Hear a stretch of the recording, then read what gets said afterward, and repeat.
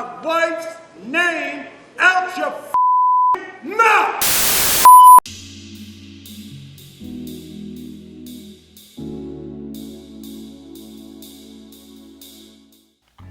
Hello everyone, it's Eugene with Eugene Reviews, back here again, and welcome to my YouTube channel. I know it's been a while since I've put up videos. I haven't been putting them up as much or as constantly as I used to do, but being that it is award season and being that the Oscars are right around the corner, I couldn't stop any longer to make this prediction video. And it's become an annual thing for me every single year. I mean, everyone knows how much I love the Oscars, how much I love movies in general. So I had to do one really quick just before the ceremony next week. It is currently March 5th, Sunday evening as I record this, and I am due to have this come out on March 12th, next Sunday, just mere hours before the actual broadcast of the 95th Annual Academy Awards. As I said, I've done this before. I've done a prediction video last year and the year before that. And last year, I believe out of the 23 Oscar categories, I got 15 of them correct. So that's pretty good. So I only missed 8. And yeah, last year's ceremony was very memorable, and for good reasons and for bad reasons. Anyways, new year, and I'm sure a lot of eyes and a lot of attention are going to be on this one. So let's go ahead and kind of go really quickly on the 22 Academy Awards, and then we'll keep the Best Picture for last. We'll go through my personal ranking of who I think is my favorite, and then we'll go through the ranking of what I believe the Oscars will pick for their winner. So just to overview the 22 Oscar categories, I'm going to pick whom I think is going to win, whom I think might win, and then the dark horse, the one that's just going to come way out of left field. And then for the final award, Best Picture, the 10 nominees, I'm going to rank them from 10 to 1, whom I believe to be the favorite, and then 10 to 1, whom I believe that the Oscars will pick to win. There's a distinction right there. So let's go ahead and get started. As I mentioned, there's 23 Oscar categories. I'm not going to go through each and every single one. I'm just going to keep Best Picture for last. So for right now, the remaining 22 categories, I'll go through each one of them in which I think will win, might win, and dark horse. Best visual effects. We've got best sound. We've got best live action short. We have best animated short. We have best production design, best original song, best original score, best makeup and hairstyle, best international feature film, best film editing, best documentary short subject, best documentary feature, best costume design, best cinematography, best animated feature. And then towards the latter half, there are, the more important awards like best supporting actress, best supporting actor, best lead actress, best lead actor, best original screenplay, best adapted screenplay, and then best director. All right, so that was a quick rundown and recap of the 22 Oscar categories and whom I think will win, whom I think might win, and the wild card, the one that I feel like might be the wild pick that the Oscars considered. And now we get to the finale award, and that's Best Picture. 10 nominees for Best Picture, just like last year, and the 10 nominees are as follows: All Quiet on the Western Front, Avatar: The Way of Water, The Banshees of Inisherin, ELVIS, Everything Everywhere All at Once, The FABELMANS, Tar, Top Gun: Maverick, Triangle of Sadness, and Women Talking. So 10 diverse stories, characters, arcs, productions, visions, just overall art pieces. And they all range from good to just bizarrely fantastic, if you know what I mean. But yeah, all rightfully, deservedly, graciously rewarded a nomination for Best Picture, but only one can walk away with the award for Best Picture. And these are available to watch. You can watch still in theaters a bunch of these. You can watch these and stream them on certain platforms like Vudu, on HBO Max, on Hulu. I'll try to give some links or some information and details on the description as to where you can be able to watch this, so hopefully that helps.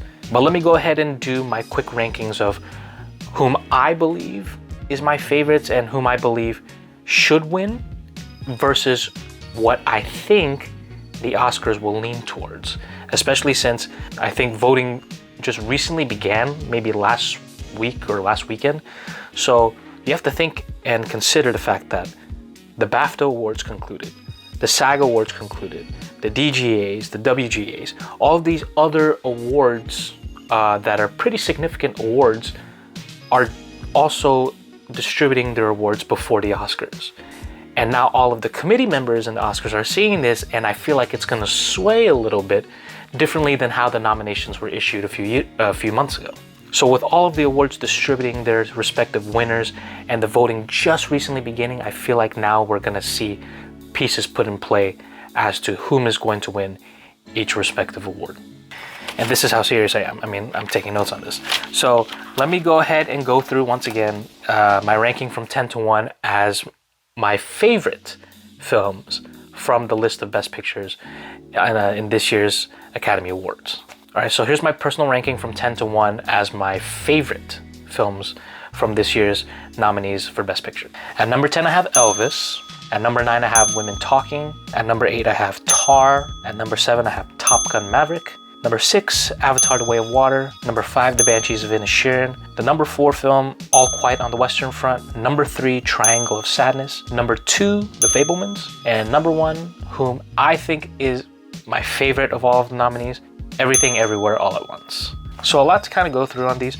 I will note The Fabelmans I just recently saw, I think yesterday evening. So that is still a little fresh in my mind, but I mean, you couldn't help but be kind of entranced as to Steven Spielberg literally making a movie about himself and his childhood. I mean, loosely about his childhood, but basically, you know, a young man trying to find his way and finds in filmmaking a love and passion and a desire.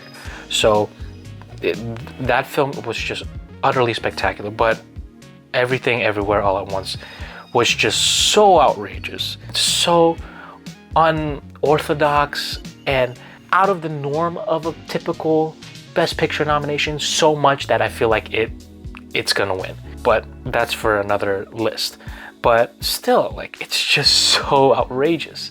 And another film on here that's outrageous too, Triangle of Sadness. If you haven't seen Triangle of Sadness, if you're into just kind of social commentary, black humor, I think you're gonna enjoy that one very, very well. Other films, I mean, you've got the darlings like Avatar: The Way of Water and Top Gun, which I believe wholeheartedly they deserve to be a Best Picture nominee.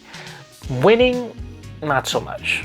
I enjoyed Avatar 2 more than the original Avatar, and that got nominated for Best Picture, but I just still think that overall, it's a lengthy story, yes, but I'm not sure if it has enough push to say that this can win Best Picture. At least probably not in the eyes of, you know, the Academy. Top Gun Maverick, I know a lot of people are gonna say, oh, it doesn't even deserve to be on that list. It does. Yeah, it's not one of those typical, you know, thought piece, Shakespearean type of movies, but this was a film, a normal film outside of, you know, your typical comic book movies that really did revitalize cinema. Everybody went out to see Top Gun Maverick. It was at one point and for a long time the #1 film in 2022 until Avatar 2 dethroned that. But that put asses in seats, and it's all due to Tom Cruise and him kind of pulling the trigger at the right time. Because that could have gone to Paramount Plus. It really could have. But he said, no, let's wait for this. Let's put it in theaters. Everyone's going to come back for it. And it did.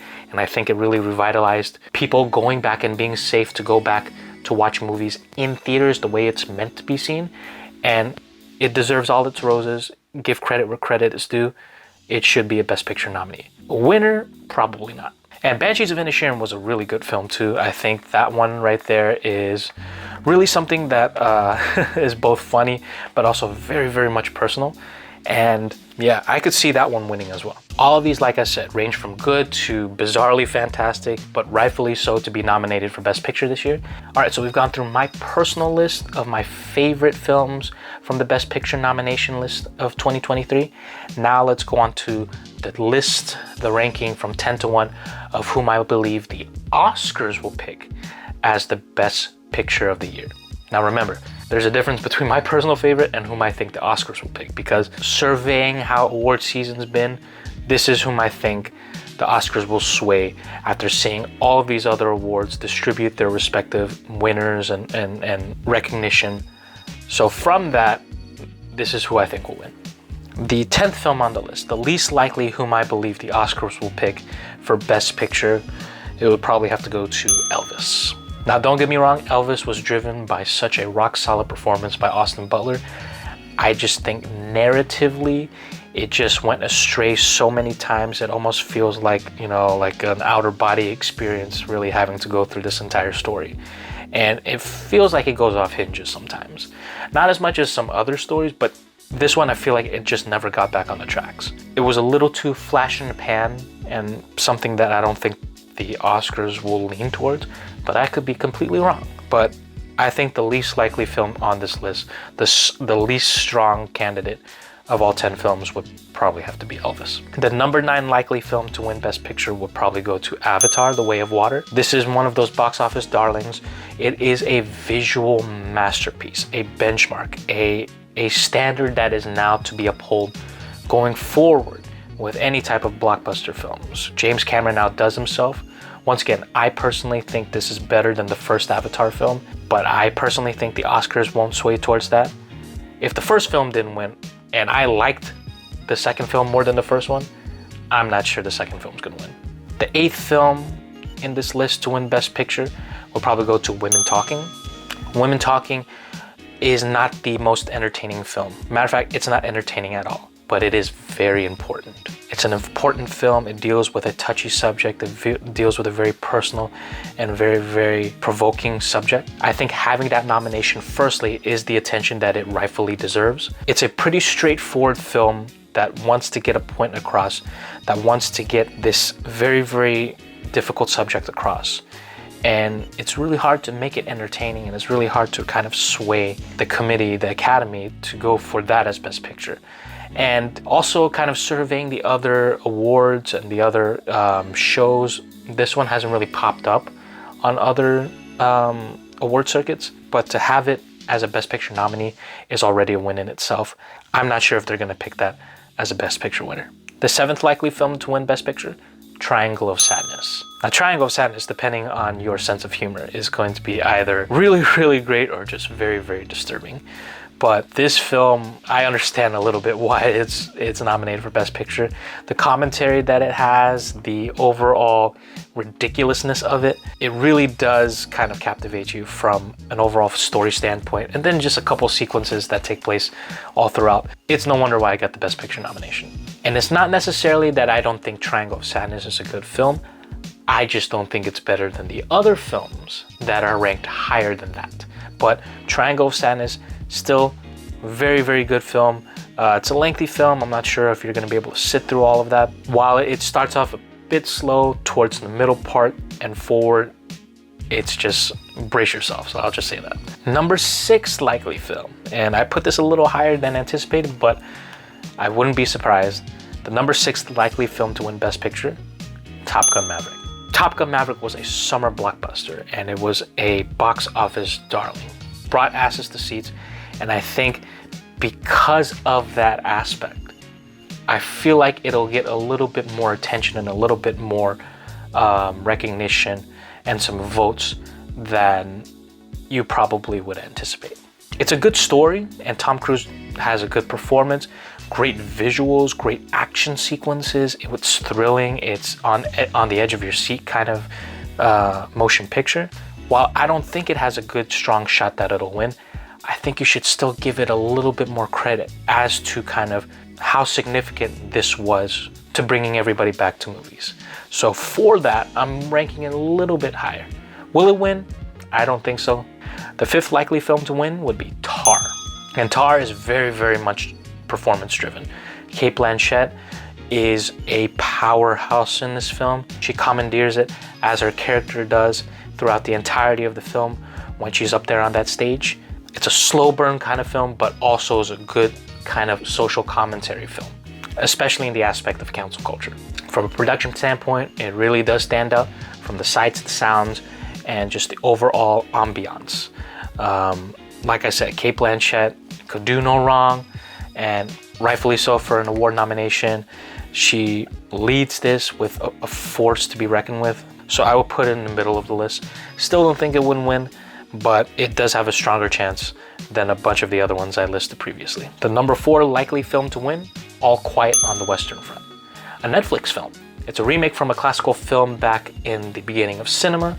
Yeah, it's a typical wartime epic. Very, very brutal, very, very distinct look.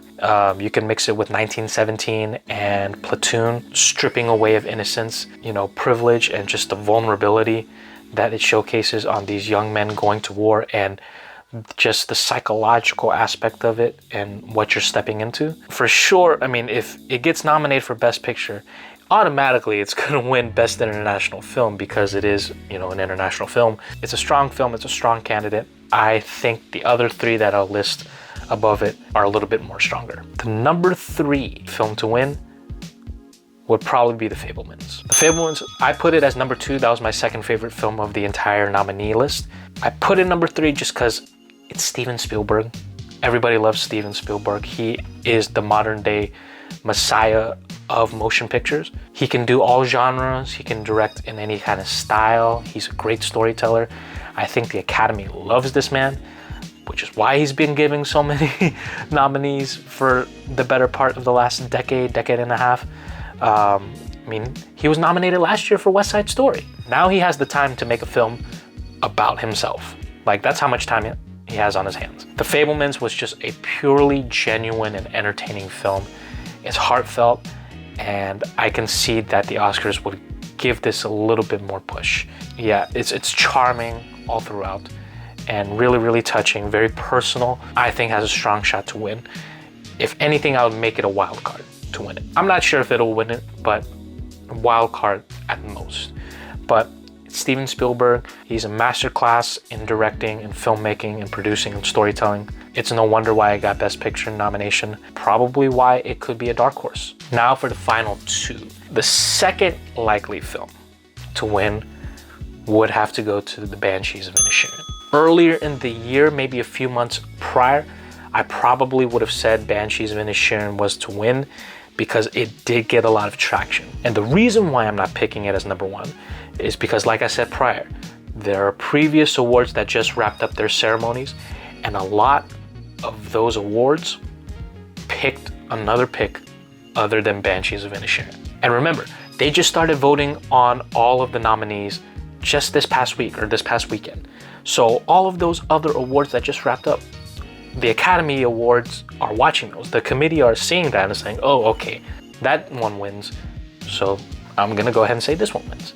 At least that's how I think it. So if they had wrapped up voting, let's say maybe January, early February, maybe Banshees of Inisherin wins, because it did have a lot of momentum back then, and a lot of people were praising this film. It was getting so many awards and recognition. I mean, mind you, all 4 performances, Carrie Condon, Barry Keoghan, Brendan Gleeson, Colin Farrell, are all nominated for acting awards this year. They're all nominated. So that's a strong, strong candidate. And then not to mention Best Director and Best Original Screenplay. So The Banshees of Inisherin has a strong shot. I'm not counting it out completely from what's happened prior, but it definitely has a strong shot, but not as strong as the number 1 pick. My number 1 pick to win the Oscars Best Picture this year is going to be Everything Everywhere All at Once. This is just a bizarre ride. This is so outrageous. This is so out of the norm of the Oscars that it has to win. It has to win. Just like Banshees of Inisherin, 4 actors are nominated for respective acting awards. You have Stephanie Sue, you have Jamie Lee Curtis, you have Ke Huy Quan, and then you have Michelle Yeoh, and then you have the original screenplay, and then you have the best direction. I mean, Everything Everywhere All at Once came out around spring, summertime last year, and everybody was kind of like talking about this. So much so that people are like, I think it might get an Oscar nomination, and rightfully it did. It's just so outrageous. Something that is unconventional of a typical Oscar Best Picture nominee / winner. The fact that they put them on there, it speaks volumes about how great this film is. It speaks volumes of how truly magnificent this overall story is. And I think a lot of people can relate to this, this narrative.